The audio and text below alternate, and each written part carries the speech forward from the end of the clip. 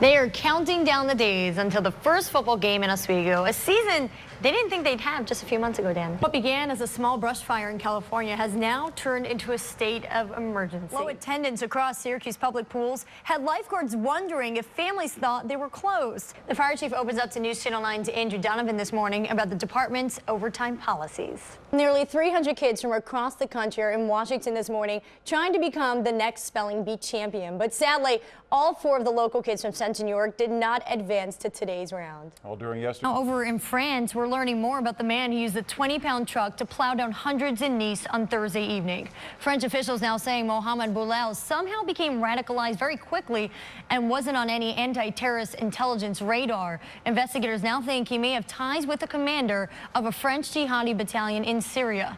City police are still trying to figure out what led to the incident and how it happened, and more importantly, why. Officers were dispatched to McCarthy Manor yesterday around noon for a status check and found 60-year-old Sarah Brantley dead. And after collecting evidence, they quickly learned who the suspect was and were able to locate her son, 22-year-old Jamar Brown, just a few blocks away on East Genesee near Walnut Avenue. Again, police say they're still trying to figure out what may have motivated Brown to take the life of his own mother and whether he had a violent or criminal past. Now, if you know anything, the number to call is 442-5222. And Brown faces charges of second-degree murder and criminal weapons possession. One of Central New York's most traveled roadways is going to get some changes for better safety. That's right. The Department of Transportation presented 2 options for a new Onondaga Lake Parkway at a public meeting last night. The first, to keep all 4 lanes but install a median barrier. The other, to reduce the road to 2 total lanes, 1 for each direction. But this morning, News Channel 9's Andrew Donovan shows us one man who has strong opinions about the change, and for good reason. Now, construction won't happen there until 2018, so there's still plenty of time for more meetings and for the public to share comments with the Department of Transportation. Maybe you want to bring yourself a big cold Slurpee to the next Jazz You can bring City. it to the Jazz Fest. And do you know why you can, Beth? Because today, 7-Eleven is making the most out of the last days of summer. They're hosting a 2-day Bring Your Own Cup Day, and it can be a big one, too. Yeah, well, only as big as the door, right? Tomorrow and Saturday, customers can bring their own cups from 11 a.m.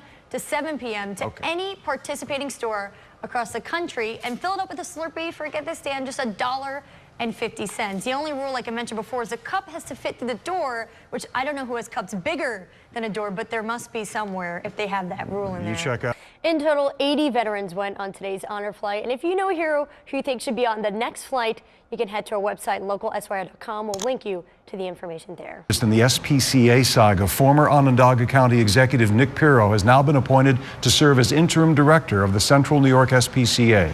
This comes after former director Paul Morgan and another unnamed employee have been fired amid an embezzlement investigation. The decision to appoint Pirro was announced last night. A press conference will be held today at 10:30 at the shelter to discuss the status of the agency.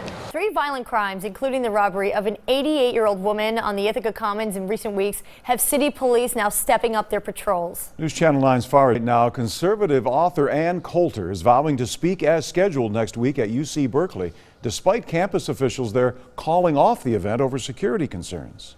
Coulter was invited by the college Republicans to give a speech on immigration, but school leaders say they could not find a safe and suitable location.